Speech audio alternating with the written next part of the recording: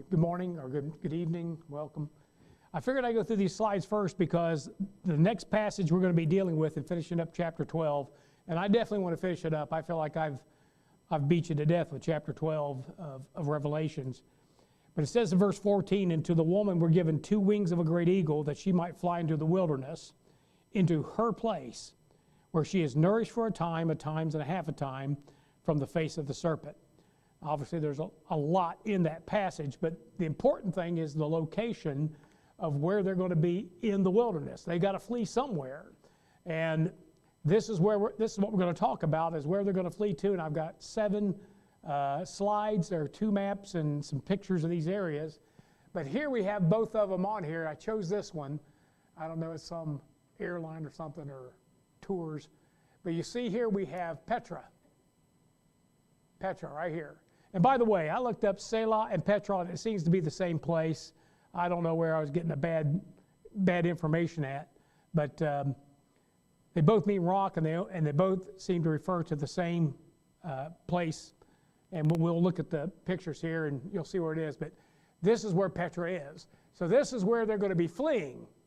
So if they're in Jerusalem, they're fleeing down here. The only thing is, it looks like they're flying. And the only airport I know they got, unless there's a smaller airport, and I don't think it'd handle what they need, they'd have to go all the way up to Tel Aviv, right here.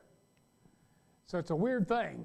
They're fleeing up to come down if they're going to fly into the wilderness. And we'll take a look at those verses. But I just want you to see Petra. But you see right here where it says Masada? This is where they fled in 70 A.D. See, that Jew knows to flee to the wilderness. He's got the Old Testament passages that lean toward it, but he missed the spot. They chose Masada. Masada was like a special place for Herod the Great, King Herod the Great. It was one of his forts or whatever, but evidently they didn't stay there or either the Jews ran them off when they got there. But that's where they went. They went to Masada. And it's right down there below on the west side of the Dead Sea. But you see where they should have been is coming all the way down here to Petra, which is still in Edom. I'm not sure. I don't know if this falls within Edom or not. It might. But Petra's definitely in Edom. All right, let's go to the next slide. Let's look at Masada. This is what Masada looked like. And they got up here on the top of this hill, mountain, whatever you want to call it. And it was, they chose it for a reason, to put a fort up there or to put something up there, because it was hard to get at them. I mean, you're firing down at somebody and they're climbing cliffs. It's a great place to be to protect yourself. So what the Romans did is they kept building up these ramparts, and they just kept building and building and building until they finally scaled it. It took them quite a while. They got a Roman base camp right there. And they just finally scaled it and made it up to the top. And about the time they made it to the top, I don't know how many of them were left, but whoever was left of the Jews committed suicide. And the thing you learn from that is that you can get the right prophecy at the wrong time. And what had happened was they had crucified their king and their Messiah.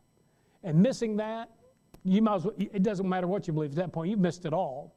So that's the reason why Masada didn't work out for them. Well, this time it's going to work out for them. They're going to flee. Let's go to the next one. Okay, this is Petra. And you can see how it's carved out there. And it was a nomadic tribe of, let me think of the word here, Arabs.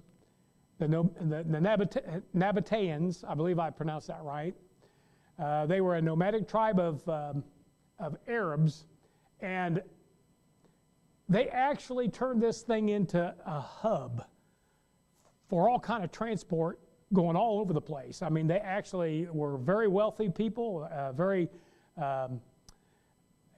how they worked it where they were at. I mean, they were in a mountainous region.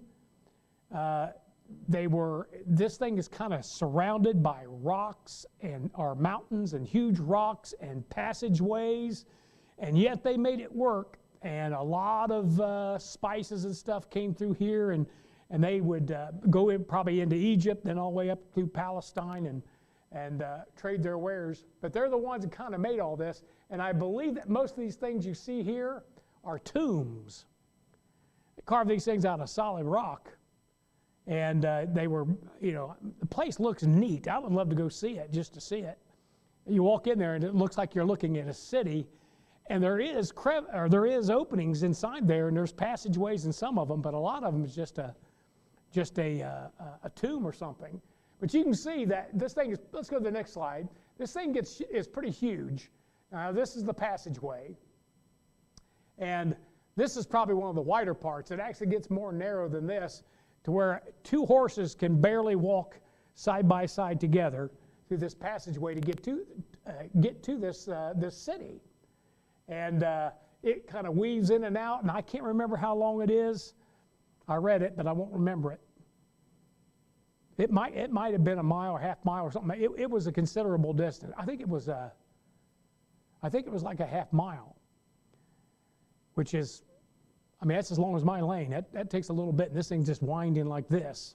So no invading army could really charge in there, because you can only get so many people down that chute. And then, when they start piling up your dead bodies, then you got to get over top of them. So and also, one of the things that place I used to work, they had created these tunnels, and the tunnels went like this.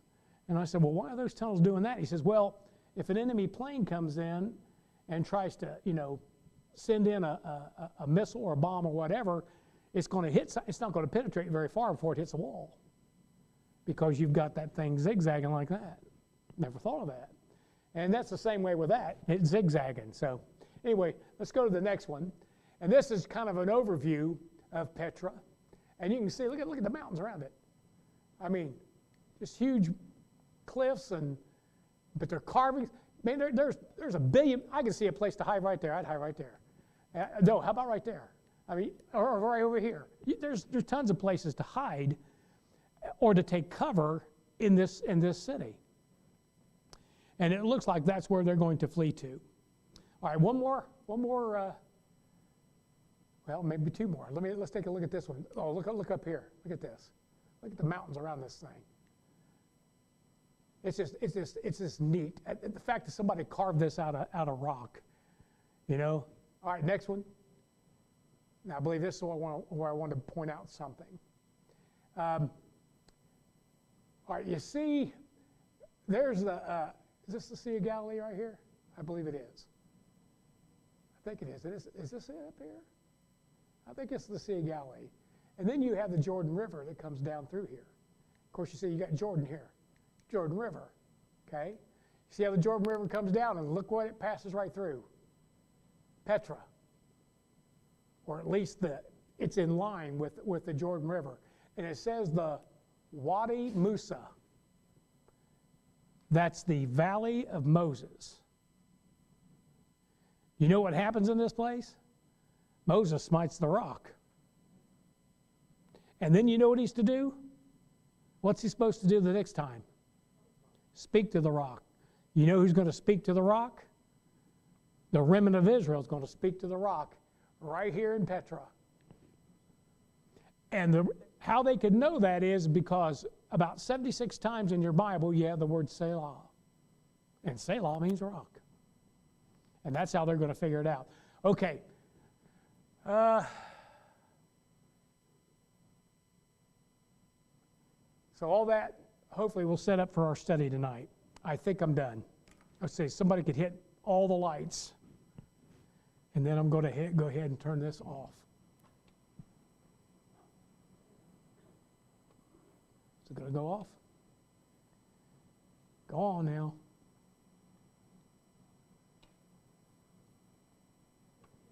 Don't make me throw you across the room. Huh? Oh, I keep seeing the light here. Is it off? No, it's on. Power off. Press yes. Power button. Okay. I'm electronically challenged today for some reason. I can't get nothing to work. Okay. All right, verse 14 again. It says, and to the woman were given 2 wings of a great eagle, that she might fly into the wilderness, into her place, where she is nourished for a time, times and a half a time from the face of the serpent. So after Jerusalem is overrun by the Gentiles and the Antichrist, the Jews flee to the wilderness to a place called Selah. And it's spelled, there's 2 spellings, S-E-L-A, that's found 1 time. And the second spelling is S-E-L-A-H, which is the one you're probably used to seeing when you're reading through Psalms.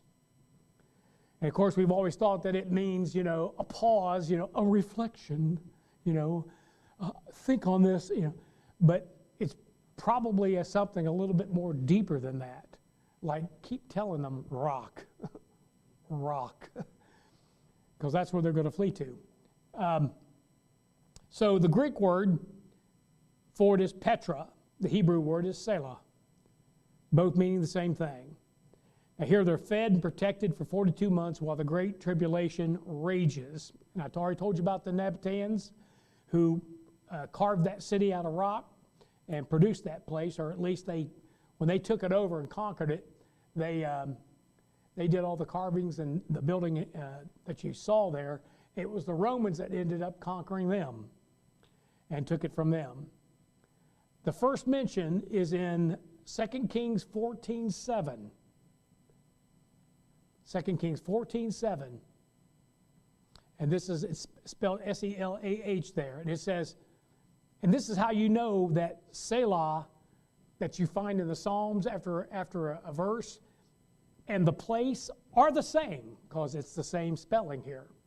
It says 2 Kings 14:7, he slew of Edom, that's where it's at, in the valley of Salt 10,000, and took Selah by war, and called the name of it Joktheel, I guess that's how you pronounce that, unto this day. So another name you could call it is Joktheel, J-O-K-T-H-E-E-L. Maybe the T is silent. Joktheel. I don't know. I told you it's found the word Selah with the H is found 75 times in the Bible. Once in 2 Kings we just looked at. 3 times in the book of Habakkuk. And 71 times in Psalms. So 3 times in Habakkuk, 71 times in Psalms.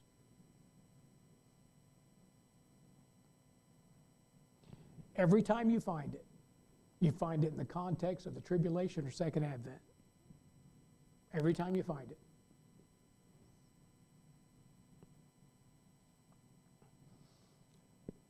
And let me read you a passage here in Psalm 55. Trudy found this for me. It says, and I said, oh, that I had wings like a dove, for then would I fly away and be at rest. And Dr. Ruckman's got a note up here, Israel in the tribulation.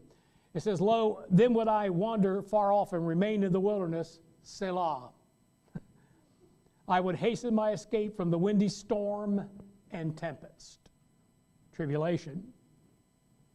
Then look, verse 19, it says, God shall hear and afflict them, even he that abideth of old, Selah. Because they have no changes, therefore they fear not God. He hath put forth his hands against such as be at peace with him. He hath broken his covenant. I think that might be referring to the Antichrist breaking the covenant with Israel. The words of his mouth were smoother than butter, but war was in his heart. His words were softer than oil, yet were they drawn swords. Talking about the Antichrist, how smooth he is. He's a great talker. The Bible says he comes with flatteries, right? Notice how the context of that thing all around that Selah is about tribulation, and it's also about Israel having to, be protected and got somewhere to run. Now it does say that Israel, when it says they're to flee into the wilderness, it gives the impression they're going to fly. And I ain't got this thing figured out, because I looked up the largest cargo plane on Earth, and I believe it's a Russian version of it. And I asked AI, which I do not trust at all, lying thing. I said, how many people standing up can you get inside that cargo plane? and it was 1,110 people. Well, there's 144,000 of the remnant of Israel. So you'd be talking what? 1,000 flies? They don't have that many. So I think we got to rethink this about how they get out there. I know they fly out there. I'm just saying what they're flying on. You know, one thing you read in the Bible, it talks about Elijah. It talks also about the Ethiopian eunuch was transported. Huh? Yeah, Philip. Excuse me. Yeah, Philip the evangelist was transported. Yeah, not the Ethiopian eunuch. But then, who in the Old Testament? Was there anybody in the Old Testament? I'm thinking Elijah, but really Elijah ran a distance. I know that when Jesus was in the boat with them, and he said, he calmed the storm, and they were right to the place where they should be. I'm just saying there may be something more supernatural about this than flying, because you always heard, it's a DC-10. They're all, well, it's going to take a whole fleet of DC-10s. I don't think they own that many. But he does say this, which makes you think of an airport. Look at Matthew 24:20 and 21. He talks about him fleeing into the wilderness there. He says, then shall be great tribulation, and when you therefore shall see the abomination of desolation spoken of by Daniel the prophet, ye which are in Judea, flee into the mountains. But in verse 20 and 21 it says, but pray ye that your flight be not in the winter, neither on the Sabbath day. Now I don't think the weather would bother God, nor the Sabbath day, if it were something supernatural. But if he had to go to an airport, it would. They won't fly out in a snowstorm. And they won't fly out on the Sabbath day. So, maybe they empty the entire airport. I don't know. But how there's going to be 144,000 of them that make it out there is something to figure out. But the remnant make it out there. Because it says, for then shall be great tribulation, such as not since the beginning of the world to this time, no, nor ever shall be. So we are definitely talking about the middle of Daniel's 70th week. That's when this happens, in the middle, where the Antichrist sets up the idol in the temple, the gig is up, Israel has to flee for their lives, and if they even hesitate, they're dead. If they go back down into their homes to get their clothes, they're dead. If they have a child, they will not make it. Evidently, speed and, now maybe a lot of them are on foot, I don't know. But it talks about their flight. And Psalm 55 talked about the wings of a dove. So not sure exactly how that works, but if there's 144,000 of them, them plane, they're going to be standing on their shoulders. Everybody's got to have two on their shoulders, to get that many people flown out of there. I don't know what an airport does every day. What would be considered a busy day? Be kind of interesting to do a little research and study on that.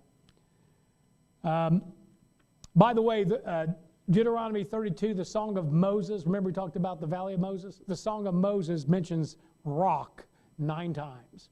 And most times it's capitalized with the R. It's the rock of their salvation. Everything reminding them, it just, they're looking for the rock of their salvation. And where does he send them? He sends them to Rock City. And there he's going to meet with them. All right, verse 15 and 16, and the serpent cast out of his mouth water as of a flood after the woman, that he might cause her to be carried away of the flood. And the earth helped the woman, and the earth opened her mouth and swallowed up the flood, which the dragon cast out of his mouth. All right, now what I found out was that Petra, that looked as dry as a desert in those photographs, is prone to flooding. And I guess they're pretty bad floods. Well, if you think about it, if you're in a place that's kind of surrounded by something and there's passageways for water to get in, it's kind of like filling up a pool, isn't it? So when they get flash floods or they get flooding, it could be extremely dangerous. You could drown there. But it's known for its flooding and heavy rains.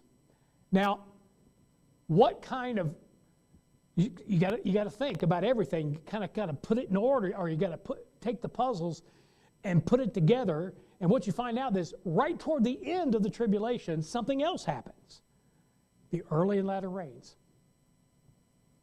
And the early and latter rains are a blessing from God.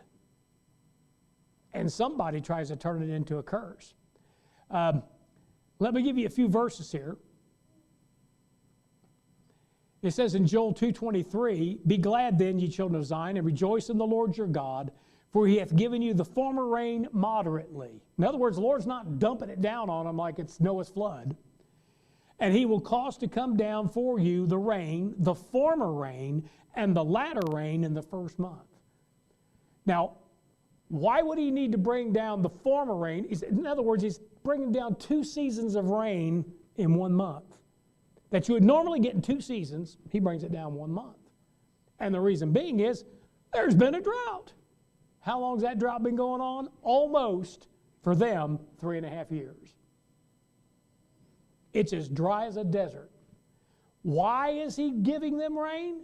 Well, guess what they've just done? They've met their Messiah. They have bowed to him. They've received him. And what does God do? He starts blessing his people again. So he sends them the former and latter rain. Now, the rest of the earth, they're coughing up dust. Doesn't say about anybody else getting this rain but this area. The former and latter rain is being dumped on the Holy Land or in that vicinity, in that area. Zechariah 10:1 says, "Ask ye of the Lord rain in the time of the latter rain, so the Lord shall make bright clouds and give them showers of rain to everyone grass in the field." So while everybody else is, their yards are gone for good, you can see this happen in the desert. I watched a documentary one time about, I don't know if it was the Serengeti, I don't know which one it was, but this place gets so dry that, they're fighting over a mud puddle. You've got a hippopotamus and an alligator and a giraffe and a lion, and they all want the same mud hole. They're all fighting over a mud hole, and then the mud hole's gone. And I mean, it's just, they're dying. And then all of a sudden, here comes the rainy season. And you'd think nothing's coming back. I mean, nothing. They've chewed it down to nothing, and there's nothing left. And that rain will start falling, and I mean, in a matter of a week. All of a sudden, you start seeing these things shooting up. You start seeing these bushes coming out. Next thing you know, man, it's lush. It's just lush. That's how this is going to be. He's going to bring down those former and latter rains, and what was a desolation is going to bloom. In James 5:7, we find a reference to this. And James is a tribulation epistle. He says, "Be patient, therefore, brethren, unto the coming of the Lord." That's second advent. "Behold, the husbandman waiteth for the precious fruit of the earth, and hath long patience for it until he receive the early and latter rain." That's James 5:7. Remember, we looked at, now I'm going to get to that. Okay. Also remember that there is, I just brought that up, about a 42-month drought, with one exception, this area. And James 5:17 and 18 brings that out. So he talks about the early and latter rain, then he talks about the flood in verse 17 and 18. "Elias was a man subject to like passions as we are, and he prayed earnestly that it might not rain, and it rained not on the earth by the space of 3 years and 6 months. And he prayed again, and the heaven gave rain, and the earth brought forth her fruit." You see, God means this early and latter rain to be a blessing to his children, to the remnant. But the devil tries to hijack that blessing. He tries to drown them out. Now, let me give you the verse on that. Because it says up there, "The serpent cast out of his mouth water as a flood after the woman," talking about after Israel, "that he might cause her to be carried away of the flood." And Job chapter 40, verse 15 says this. Remember, in Job 40, it's talking about Behemoth, in Job, which is the beast. And he talks about Leviathan in chapter 41, and that's the dragon. Now, who gives power unto the beast? The dragon. You will find those things being interchangeable. I noticed something last week when I was teaching that it talks about the woman riding a scarlet-colored beast, and then in another passage says she's riding a red dragon. And they flip back and forth. You know how that happens? Well, think about it for a second. When Jesus was on this earth, he said, I and the Father are what? One. He that has seen me hath what? Well, here's the counterfeit of it. When the Antichrist, which is great tribulation, will be the son of perdition, when you see him, you're seeing the devil. You're seeing the devil incarnate. So he said there in Job 40, verse 15, behold now behemoth. And notice it talks about a beast and a dragon in Job. And behold now behemoth, which I made with thee, he eateth grass as an ox. Could have said a goat. Why did he say an ox? What was the face of that cherubim? Behold, he drinketh up a river, and hasteth not. He trusteth that he can draw Jordan into his mouth. Jordan's the one that's in line with Petra. And he thinks he can draw Jordan. You say, how does he do it? I don't know. All I know is he sends a flood their way. And then the Bible tells you that the earth opens up and swallows the flood before it can get to Petra and drown them out. God protects them. Now let me give you a couple verses, then we're going to find out that this flood brings another flood, but a different kind of flood. In Daniel 9:26, which we know this is about Daniel's 70 weeks, it says, and after 62 weeks shall Messiah be cut off, but not for himself, and the people of the prince that shall come shall destroy the city and the sanctuary, and the end thereof shall be with a flood. See, there it is.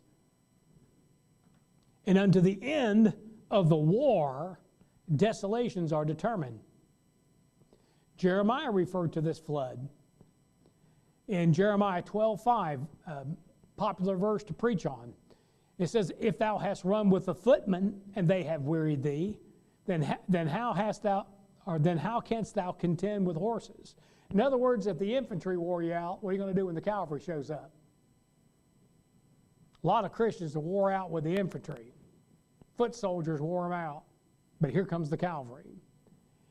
And it says, and if in a land of peace wherein thou trustest, they wearied thee, and they are, Israel kind of has peace within their own border, well, to some degree, but they're being wearied by all their neighbors.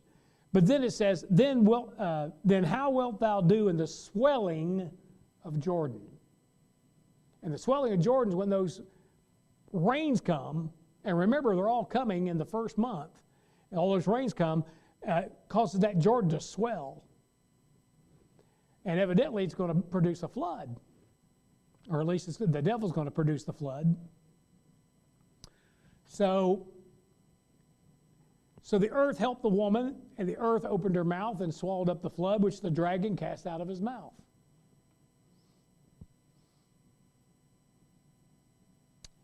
Then verse 17. And the dragon was wroth with the woman, and went to make war with the remnant of her seed, which keep the commandments of God and have the testimony of Jesus Christ. So now we are talking about a saved remnant here. Why? They have the testimony of Jesus Christ. So when the floods fail, he tries something else, and there's only one last thing he can do. And I want you to think for a second. I want you to imagine in your mind that this entire earth, except for in that Holy Land, this entire earth has not had rain for nearly 3.5 years. To the point where it looks like they're drinking blood. Doesn't he say he gives them blood to drink? Well, we know that they're drinking the blood of the saints. They may even be eating them. Why are they doing that? 3.5 years, man, there ain't nothing left. I mean, even a prepper it'd be awful hard to prepare for 3.5 years. And now all of a sudden, there's this place over in the Middle East that's got 2 seasons of rain in 1 month. And it's green as grass over there. And they're thinking to themselves, well, what are we doing here? You talk about a world evasion, man, or invasion. So you have a flood of armies that come in. Let me see. Look at Jeremiah.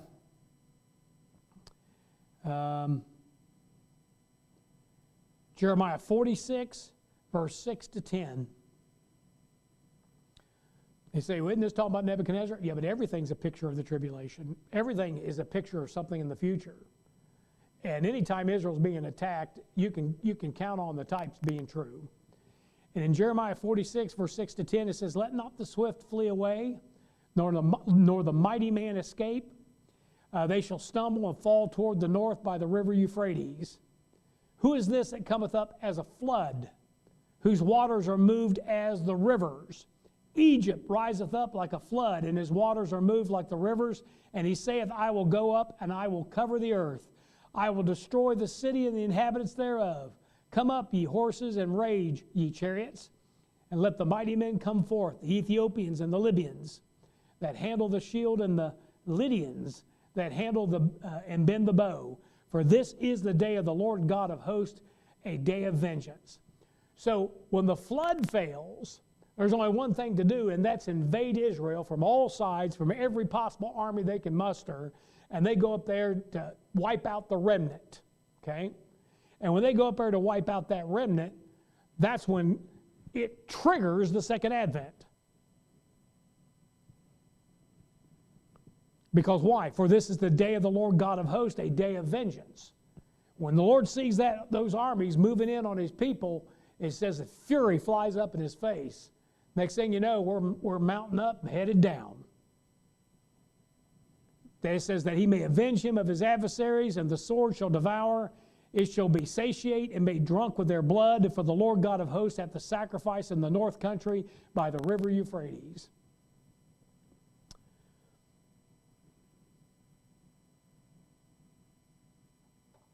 I can see their motivation. Before I thought, well, what would motivate these armies? If the remnant are in Selah, they're not really in the land. They can't. It's trodden underfoot of the Gentiles. What would cause them to invade that land? It's because of all the judgments that's on the world. It's the only place you can go to find green grass and find something that's growing. Find water. I mean, I tell you what, you can have all the precious things in the world, but if you don't have water, I can tell you what's the most precious thing to you. A man will give anything for a cup of water if he's not had water in about 2.5 days, because he'll die in 3. He'll give you anything for a cup of water. And it may be that's the reason why they're just invading. And it doesn't, listen, he kind of mentioned, did he mention Egypt? He mentioned, okay. And he also mentioned the Ethiopians, the Libyans. I didn't know we had the Lydians. Are you going to start a people? Because I've never heard of the Lydians before. But I wonder how many of these are Muslims, or at least were Muslim-based. Remember, they got a problem with the Antichrist too. I mean, listen, the devil has created these folks to be a pain in Israel's side. They end up being a pain in his side. They don't like images either. You ever notice that about Muslims? They won't worship an image, although they got the cobblestone. But they don't want to worship an image. They destroy images. Well, what does the Antichrist do? He puts an image in the temple. Not only does the Jew go, but the Muslim goes, ooh, I knew it. And somebody gives him trouble in the tribulation, some of the nations, and it's not Israel. I mean, they fled. They're wiped out. It's some other nations that give him trouble. Well, can you imagine when they find out there's water in Palestine. There's water in Israel. Well, man, they're going to, every army in the world will converge on there to get that resource. Hosea 6, 1-3, and I'm about done here. We'll be finished. It says, "Come and let us return unto the Lord, for he hath torn, he will heal us. He hath smitten, he will bind us up. After 2 days will he revive us. In the third day he will raise us up, and we shall live in his sight. Then shall we know, if we follow on to know the Lord, his going forth is prepared as the morning, and he shall come unto us as the rain, as the latter and former rain upon the earth." You see, it's connected with his coming. And then I want to read one more passage here. Joel chapter 2, verse 1-3. Oops, I'm in Hosea. That won't work. Joel 2, 1-3. "Blow ye the trumpet in Zion, and sound the alarm in my holy mountain. Let all the inhabitants of the earth tremble, or inhabitants of the land tremble. For the day of the Lord cometh, for it is nigh at hand. A day of darkness and gloominess, a day of clouds and of thick darkness, as the morning spread upon the mountains, a great people and a strong. There hath not been ever the like, neither shall there be any more after it, even to the years of many generations." He's talking about the Lord's army up here, he's referencing here. And it says in verse 3, "A fire devoureth before them, and behind them a flame burneth. The land is as the Garden of Eden before them, and behind them a desolate wilderness. Yea, and nothing shall escape them."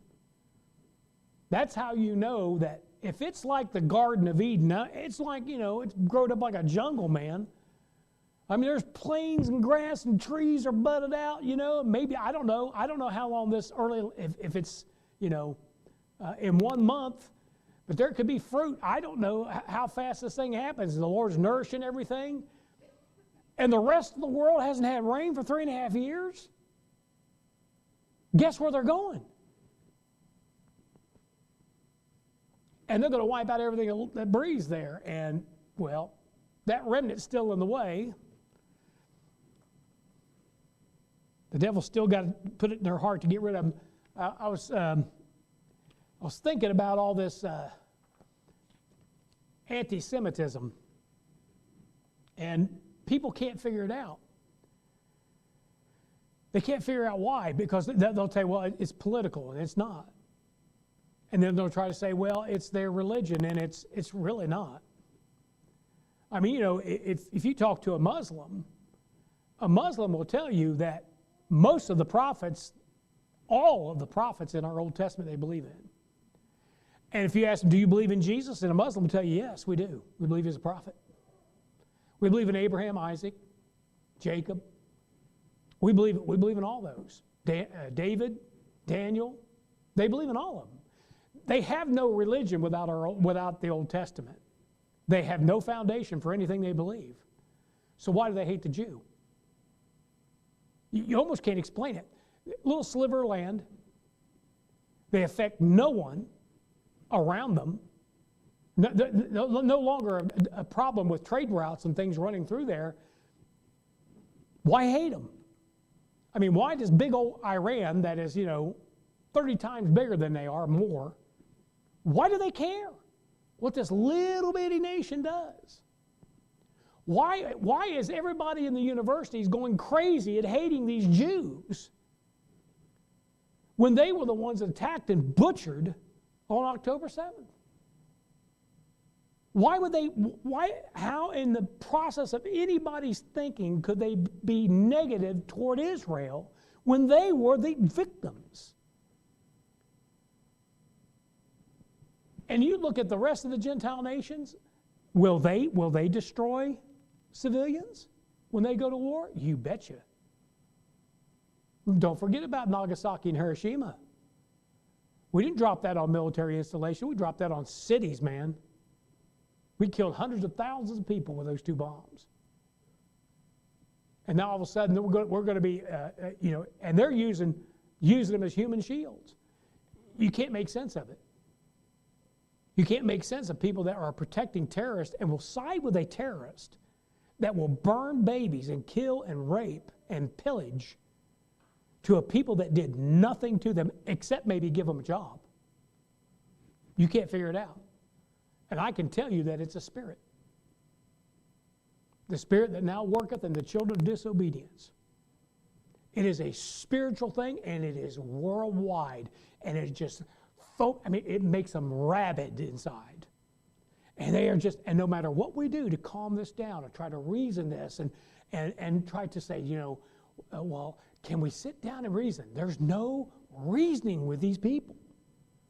This thing is going down just like, and what he's doing is he's fomenting all this anger.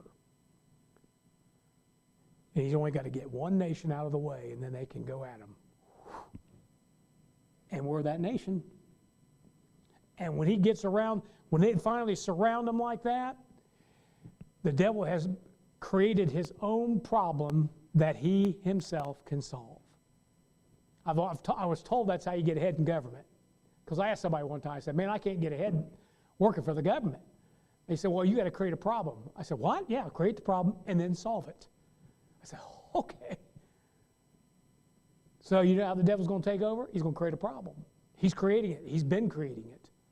It's nearly ready, because just about the time they're getting ready to just converge and wipe out Israel, here he comes. The man on the white horse. And when he delivers them, they're just like, it's got to be Mashiach. It's got to be the Messiah. You see how that's going to work? You see how he's working it? And then the ones he's actually made enemies, he has to keep telling them, back off. Until things go sour, right? The relationship goes sour, right? What does he want? Does he care about Israel? He hates them. He would love to destroy them, but he wants something first. He wants that temple. Anyway, we'll get to all that. Chapter 13 is about the Antichrist, and we'll be into that next week, Lord willing. Is there any question about what we covered tonight? Okay, hopefully you're starting to get a picture of things and how things might be. You kind of have to just ponder them, well, if this is going on, then what would cause this to happen? And, but somebody figure out how they're going to fly out there to the wilderness. How many planes would it take? I mean, how many DC-4s can you have, man? I mean, you wouldn't have 1,000 of them. And it's looked like they get one trip out there. Now you say, well, where would they land them? Well, there's places to land them. There's flat places like salt flats out there. They can find flat place to land. They ain't taken off again, but they can land. All right.